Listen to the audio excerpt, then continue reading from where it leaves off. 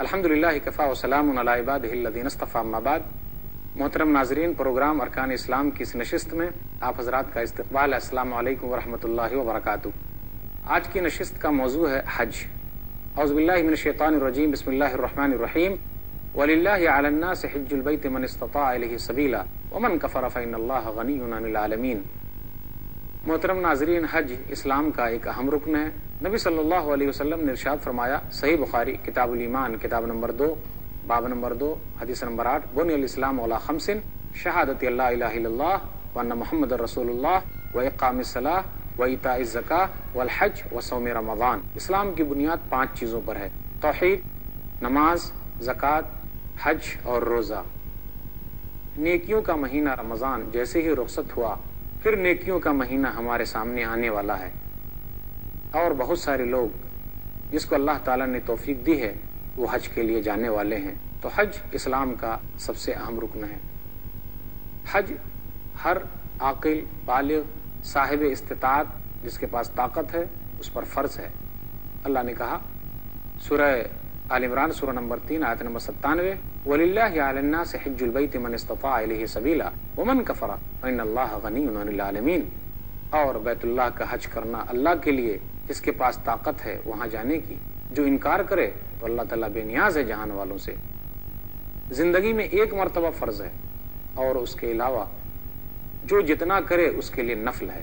سنن ابی داؤد کی روایت ہے، کتاب المناسک کتاب نمبر 5 حدیث نمبر 1721، ومن زاد فہو تطوع. نبی صلی اللہ علیہ وسلم نے کسی صحابی سے کہا کہ جو ایک مرتبہ سے زیادہ حج کرتا ہے تو وہ نفل ہے. زندگی میں ایک مرتبہ حج فرض ہے. اللہ تعالیٰ نے اگر کسی کو توفیق دی ہے تو حج پر جانے سے پہلے وہ چند کام ضرور کرے. حلال کمائی لگائے، حلال کمائی کے ذریعے حج پر جائے، کیونکہ حرام کمائی کا حج اللہ قبول نہیں کرتا.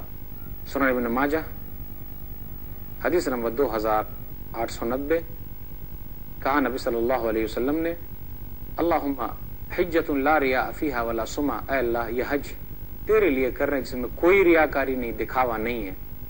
حج پر جو لوگ جانا چاہتے ہیں ان کے لیے ضروری ہے کہ وہ قرض لے کر حج پر نہ جائے، بلکہ اللہ سے روزی روٹی مانگے، اللہ سے پیسے مانگے، دعا کرے، اپنے پیسے سے حج پر جائے. بہقی کی روایت ہے، حدیث نمبر 8654، ایک صحابی نے اللہ کے رسول صلی اللہ علیہ وسلم سے پوچھا کہ اگر کوئی آدمی قرض لیتا ہے تاکہ وہ حج کر سکے تو نبی صلی اللہ علیہ وسلم نے کہا یسترزق اللہ ولا یستقرض. وہ آدمی اللہ تعالیٰ سے رزق مانگے، روزی مانگے، قرضہ نہ لے. ہاں، لیکن اگر اس کے پاس اتنے پیسے ہیں کہ اس قرض کو ادا کر سکتا ہے تو کوئی حرج کی بات نہیں. اللہ تعالیٰ نے توفیق دے دی، وہاں پہنچ گئے. تو ایسا نہیں کہ وہاں جا کر آدمی اپنا وقت یوں ہی برباد کرے. بہت سارے حاجی لوگ بیچارے جاتے ہیں، وقت برباد کرتے ہیں. اور افسوس تو یہ ہے، خاص طور پر انڈیا، پاکستان، بنگلہ دیش کے اندر یہاں کے جو لوگ بوڑھے ہو جاتے ہیں وہ لوگ جاتے ہیں حج کرنے. حج جوانی میں کیا جائے، اللہ نے پیسے دیے تو جوانی میں کیا جائے. ہمارا جو یہ تصور ہے نا کہ بوڑھے ہو جائیں گے تو حج کر کے آ جائیں گے، لوگ آگے حاجی صاحب لگائیں گے تو کیا ہوگا، سیدھے ہو جائیں گے، تو بڑھاپے کا عمل زیادہ فائدہ مند نہیں ہے. کر جوانی میں عبادت کاہلی اچھی نہیں، جب بڑھاپا آ گیا کچھ بات بن پڑتی نہیں. تو جوان آدمی کو چاہیے کہ وہ اللہ کی عبادت میں آگے رہے. اسی طرح ایک عبادت حج ہے. حاجی وہاں جائے تو اپنا وقت برباد نہ کرے، خاص ٹیلی فون نمبر لکھ کے لے جائے، کبھی ضرورت پڑے تو وہ فون کرے. اپنے تمام کاغذات حاجی لوگ صحیح طریقے سے رکھے. افسوس کے ساتھ کہنا پڑتا ہے کہ بہت ساری عورتیں غیر کو اپنا محرم مان لیتی ہیں کہ فلاں آدمی ہمارے محرم ہوں گے. ایسی عورتوں کا حج پر جانا صحیح نہیں ہے.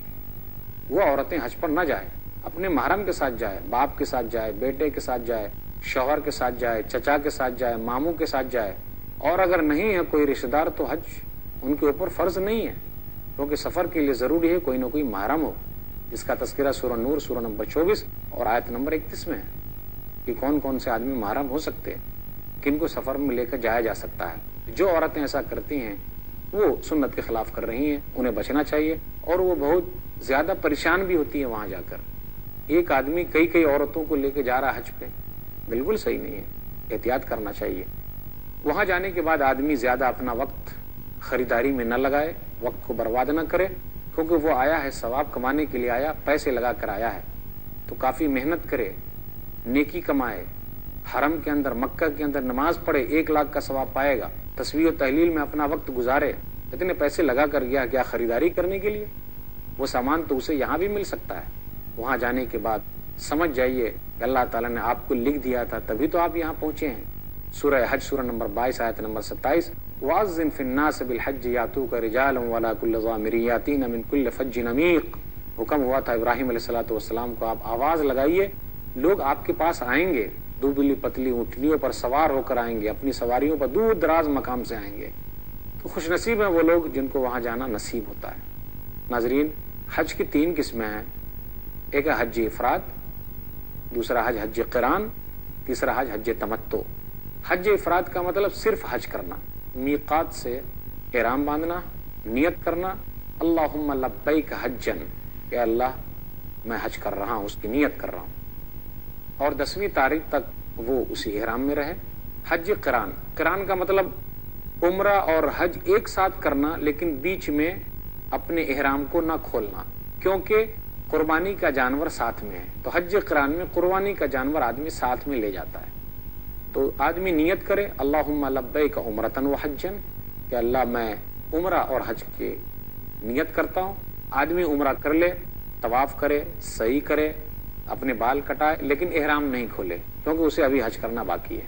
उसके बाद है हज तमत्तु, जो हज की तीसरी किस्म है, और इसकी बड़ी फजीलत आई है कि आदमी उम्रा की नियत से जाए, उम्रा के पूरे अरकान अदा करे, कहे अल्लाहुम्मा लब्बैक उम्रतन, अल्लाह मैं उम्रे के लिए लब्बैक कह रहा हूँ, हाजिर हूँ। वहां जाकर तवाफ करे, सही करे, सफा मरवा के दरमियान अपने बाल भी छिला ले या बाल कटवा ले, और अपने एहराम को भी खोल दे। फिर उसके बाद 8वीं ज़िलहिज्जा को हज के लिए एहराम बांधे, अल्लाहुम्मा लब्बैक हज्जन, जहां वो ठहरा हुआ है वहीं से वो हज का एहराम बांधे। नबी सल्लल्लाहु अलैहि वसल्लम ने अपनी जिंदगी में 1 हज और 4 उम्रे किए हैं। नबी सल्लल्लाहु अलैहि वसल्लम ने जो हज किया है वो हज क़िरान, क्योंकि आप मदीने ही से जानवर लेकर गए थे। लेकिन नबी सल्लल्लाहु अलैहि वसल्लम ने उभारा है कि आदमी हज तमत्तो करे, और अल्हम्दुलिल्लाह हाजी लोग आजकल हज तमत्तो करते हैं। तमत्तो मतलब फायदा उठाना। उम्रा करने के बाद आदमी कुछ वक्त के लिए फायदा उठा लेता है, फिर 8वीं तारीख से हज के लिए एहराम बांध लेता है। सही मुस्लिम किताबुल हज किताब नंबर 15 बाब नंबर 17 हदीस नंबर 1216। जाबिर बिन अब्दुल्लाह कहते हैं, फ़अमरना रसूलुल्लाह सल्लल्लाहु अलैहि वसल्लम अन नजल उम्रतन, कि हम नबी सल्लल्लाहु अलैहि वसल्लम के साथ हज का तलबिया पुकारते हुए निकले, लेकिन नबी सल्लल्लाहु अलैहि वसल्लम ने हमको हुक्म दिया कि हम उसको उम्रे में तब्दील कर दें। उसके बाद हम लोग हलाल हो गए, क्योंकि हमारे पास कुर्बानी का जानवर नहीं था, लेकिन नबी सल्लल्लाहु अलैहि वसल्लम के साथ था, इसलिए उम्रा में उन्होंने तब्दील नहीं किया, यानी वो हज क़िरान ही किए, लेकिन हम लोगों ने हज तमत्तो किया। हज के 4 अरकान हैं, अगर एक रुकन भी पूरा नहीं होता तो हज नहीं होगा। वो 4 अरकान क्या है? मीकात से नियत करना, मीकात ये 5 मीकात है पूरी दुनिया के अंदर, 5 मीकात है। सुनन नसई किताबुल मनासिकिल हज या किताबुल मनासिक किताब नंबर 24 हदीस नंबर 2657। जुल्हुलैफा ये मदीना वालों की मीकात है, जहां से वो नियत करेंगे। जुहफा ये शाम और मिस्र वालों की मीकात है, और उस तरफ से आने वाले तमाम लोगों की मीकात है। जिस तरीके से मदीना और उसकी तरफ से आने वाले तमाम लोगों की मीकात जुल्हुलैफा है। फिर इसी तरह अहले नज्द की मीकात जो है वो कर्ने मनाजिल है, यानी नज्द और उसकी तरफ से आने वाले तमाम लोगों के लिए वो कर्ने मनाजिल है। फिर इसी तरह यमन और उसकी तरफ से आने वाले तमाम लोगों के लिए यलमलम है। हम हिंदुस्तानी और पाकिस्तानी और बांग्लादेशियों की मीकात यही यलमलम है जो यमन की तरफ से है। इसी तरह ज़ातुल इर्क عراق والوں کی میقات ہے اور اس طرف سے آنے والے تمام لوگوں کی میقات ہے. تو میقات یہ 5 ہے، لیکن مکہ والوں کی کوئی میقات نہیں، وہ اپنے گھر سے ہی احرام باندھیں گے. ایک رکن یہ ہوا کہ اگر آدمی میقات سے نیت نہیں کیا تو اس کا حج نہیں ہوگا. دوسری چیز، عرفات کے میدان میں ٹھہرنا. سنن ابی داؤد کتاب المناسک کتاب نمبر 11 حدیث نمبر 1949، الحج الحج یوم عرفہ. عبد الرحمن بن یامر دہلی سے اللہ کے رسول نے کہا کہ اعلان کر دو، حج عرفہ کے دن کا حج ہے. 9 تاریخ کو عرفہ کے میدان میں ٹھہرنا ضروری ہے یا وہاں سے گزرنا ضروری ہے. جو آدمی نہیں گزرتا، نہیں ٹھہرتا، اس کا حج نہیں ہوگا. 2 رکن ہو چکے. تیسرا رکن ہے طواف حج کرنا، جس کو طواف افاضہ کہتے ہیں. اگر کوئی آدمی وہ طواف نہیں کرتا جو حج کے بعد کا طواف ہے تو اس کا حج نہیں ہوگا. چوتھا رکن ہے صفا اور مروہ کے درمیان صحیح کرنا. اگر کوئی آدمی صحیح نہیں کرتا تو اس کا حج نہیں ہوگا. سورہ بقرہ سورہ نمبر 2 آیت نمبر 158، ان الصفا والمروہ من شعائر اللہ فمن حج البیت او اعتمر فلا جناح علیہ ان یطوف بہما ومن تطوع خیرا فان اللہ شاکر علیم. تو یہ 4 ارکان ایسے ہیں، اگر کوئی آدمی ایک کو بھی چھوڑ دیتا ہے تو اس کا حج نہیں ہوگا. اب میں بیان کرنے جا رہا ہوں کہ وہ 7 چیزیں ایسی ہے کہ اگر اس میں سے ایک چیز بھی چھوٹ گیا تو آدمی کو جرمانہ دینا پڑے گا. وہ 7 چیزیں کیا ہے؟ میقات سے احرام باندھنا وہ بھول گیا. نیت تو کر لیا ہے لیکن احرام باندھنا بھول گیا. پھر اسی طرح 9 تاریخ کو وہ سورج ڈوبنے سے پہلے ہی عرفات چھوڑ کے چلا گیا. نمبر 3، وہ مزدلفہ میں رات نہیں ٹھہرا. نمبر 4 کہ وہ 10ویں تاریخ کو، 11ویں تاریخ کو، 12ویں تاریخ کو، 13ویں تاریخ اس نے کنکری نہیں ماری. نمبر 5 کہ وہ 11ویں تاریخ کو، 12ویں تاریخ کو، 13ویں تاریخ کو مینا کے میدان میں نہیں ٹھہرا. پھر اسی طرح ہے اس نے اپنے بال نہیں کٹوائے یا بال نہیں ترشوائے، اور عورت نے ایک پور بھر اپنے بال نہیں کٹوائے. اور مردوں کے لیے اس نے طواف وداع نہیں کیا. عورتوں کے لیے طواف وداع نہیں ہے، لیکن مردوں، حائضہ عورتوں کے لیے طواف وداع نہیں ہے، لیکن مردوں کے لیے طواف وداع ہے کہ جب وہ مکہ چھوڑ کے آ رہا ہے اور وہ باہر کا رہنے والا ہے تو وہ طواف ضرور کرے. تو یہ 7 قسمیں ایسی بن جاتی ہے کہ اگر کوئی آدمی ایک چیز بھی چھوڑ دیتا ہے تو اسے ایک جانور ذبح کرنا پڑے گا اور وہ جانور غریبوں میں تقسیم کرنا پڑے گا. آئیے اب غور کرتے چلے کہ اگر ہم نے احرام باندھ لیا ہے تو ہم کو احرام کیسے باندھنا چاہیے. احرام وہی 2 کپڑا ہے بغیر سلا ہوا، یاد دلا رہا ہے کہ ایک نئے دن ہمیں مر جانا ہے اور یہی 2 کپڑے میں دنیا سے چلے جانا ہے. تو وہی 2 کپڑا لے کر حاجی جاتا ہے. عورت کے لیے کوئی احرام کا کپڑا نہیں ہے. احرام پہننے سے پہلے آدمی کو چاہیے کہ غسل کر لے، اپنے بال وغیرہ صاف کر لے، زیر ناف صاف کر لے، خوشبو لگا لے، پھر احرام پہن لے. احرام پہننے کے بعد اب اس کے اوپر چند چیزیں حرام ہو جاتی ہے. اگر بھولے بھٹکے غلطی سے اس نے اپنے سر کو ڈھانپ لیا تو جس وقت یاد آیا اسی وقت چھوڑ دے. خوشبو لگا لیا، جس وقت یاد آیا اسی وقت چھوڑ دے. ناخن کاٹ لیا، جس وقت یاد آیا اسی وقت چھوڑ دے. بال کو کاٹ لیا، جس وقت یاد آیا اسی وقت چھوڑ دے. لیکن اگر کوئی آدمی جان بوجھ کر سر کو ڈھانپ رہا ہے، بال کاٹ رہا ہے، ناخن کاٹ رہا ہے جبکہ وہ احرام کی حالت میں ہے تو اسے 3 میں سے ایک نہ ایک جرمانہ دینا پڑے گا. یا وہ 3 دن لگاتار روزہ رکھے، یا پھر ایک جانور ذبح کرے، یا وہ 6 مسکین کو کھانا کھلائے. تو حالت احرام میں آنے کے بعد یہ چند چیزیں ایسی ہیں کہ اگر آدمی ان چیزوں کو زبردستی کرتا ہے تو اسے یہ جرمانہ دینا پڑے گا. حج کا سلسلہ چلتا رہے گا. پھر ملیں گے تھوڑے سے وقفے کے بعد.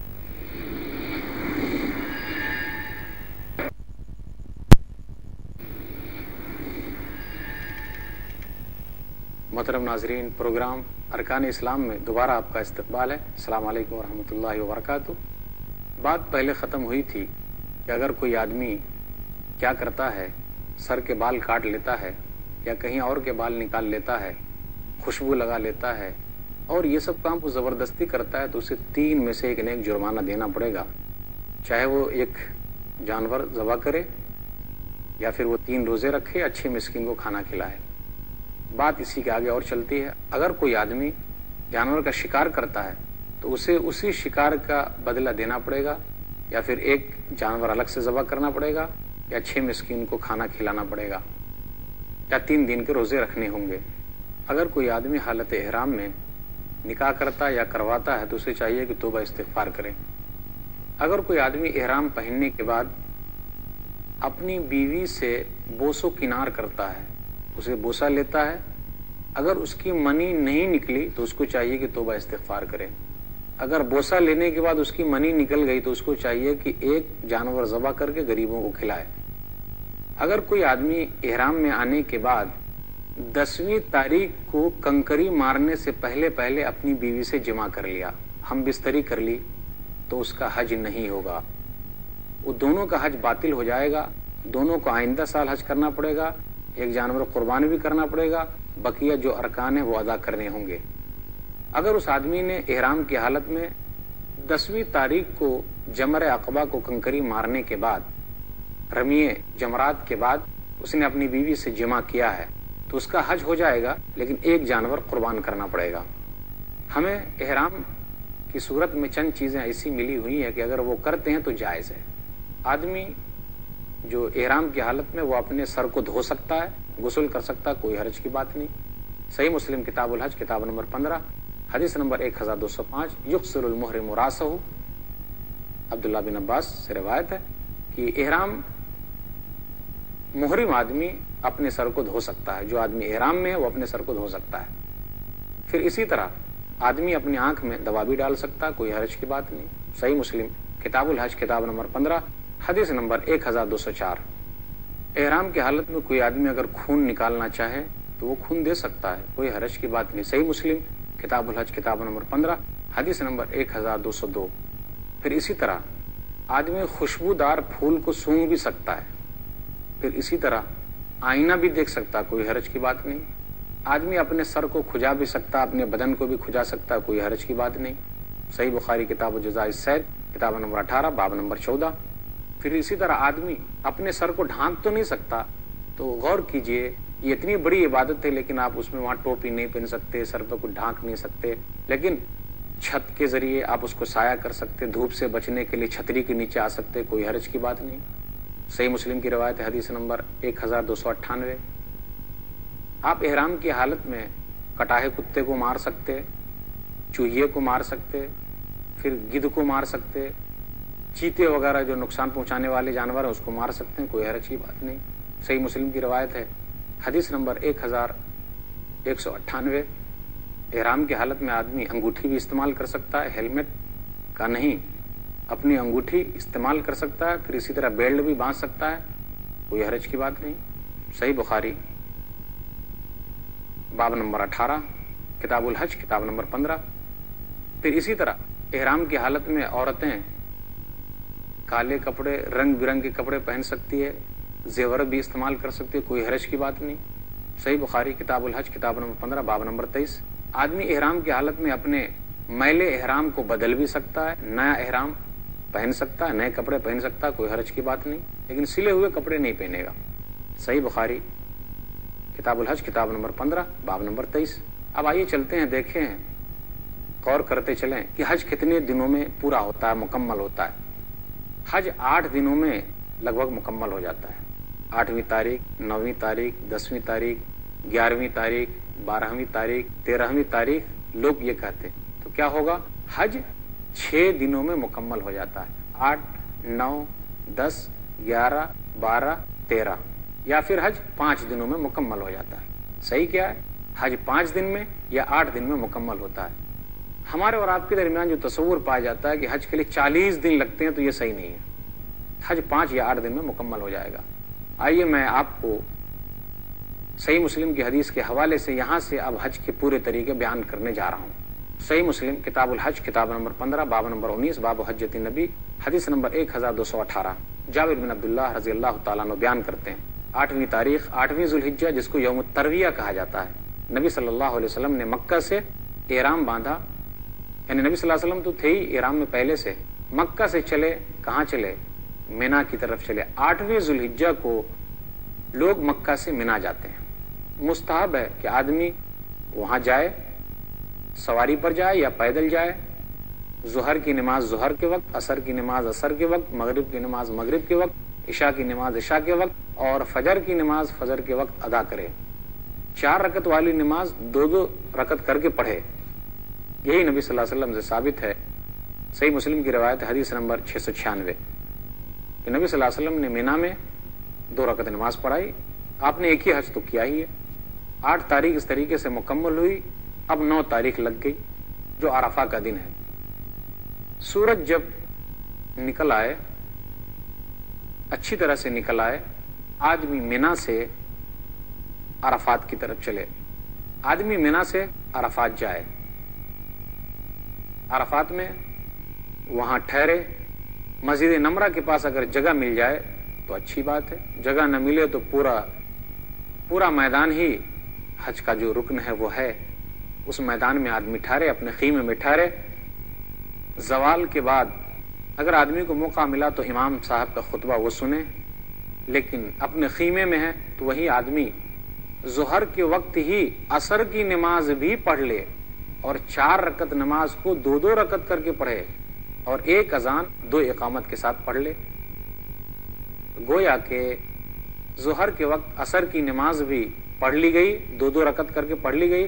اب آدمی کے پاس پورا وقت ہے، وہ اللہ سے دعا کرے، دعا میں لگا رہے، دعا کرتا رہے۔ بہترین دعا جو وہاں کی سکھلائی گئی وہ یہی ہے جو سنن ترمذی کی روایت ہے، کتاب الدعوات کتاب نمبر 45 حدیث نمبر 2535۔ عرفہ کا دن جہنم سے آزادی کا دن ہے۔ عرفہ کا دن وہ دن ہے کہ اللہ تعالیٰ فرشتوں کے پاس اپنے ان بندوں کا تذکرہ کرتا ہے کہ یہ ہمارے بندے یہاں کیوں آئے ہوئے ہیں۔ عرفہ کی دعا کافی اہم دعا ہے، حاجی کو چاہیے کہ وہ دعا بار بار پڑھے، اللہ سے مانگے۔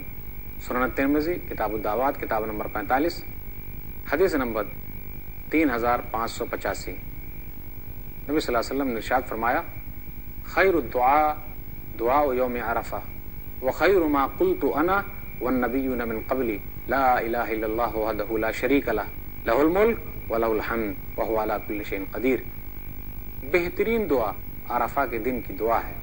بہترین چیز وہ ہے جو میں نے کہا اور مجھ سے پہلے نبیوں نے کہا۔ کون سی دعا بہترین ہے؟ لا الہ الا اللہ وحدہ لا شریک لہ، اسی کے لیے بادشاہت ہے، تمام تعریف اسی کے لیے ہے اور وہ ہر چیز پر قادر ہے۔ عرفہ میں اگر کوئی نہیں ٹھہرا تو اس کا حج نہیں ہوگا۔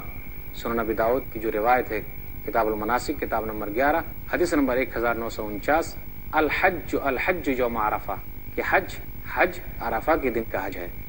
تو یہیں پر پہلی قسط کو ختم کرتے ہیں۔ دوسری قسط میں حج کے اور بھی ارکان باقی ہیں۔ اللہ تعالیٰ سے دعا ہے کہ اللہ تعالیٰ ہم لوگوں کو حج کی توفیق دے، جو وہاں گئے اسے حج اچھی طرح ادا کرنے کی توفیق دے، آمین۔ وآخر دعوانا الحمدللہ رب العالمین، وصلی اللہ علی نبینا محمد وآلہ وصحبہ اجمعین، والسلام علیکم ورحمۃ اللہ وبرکاتہ۔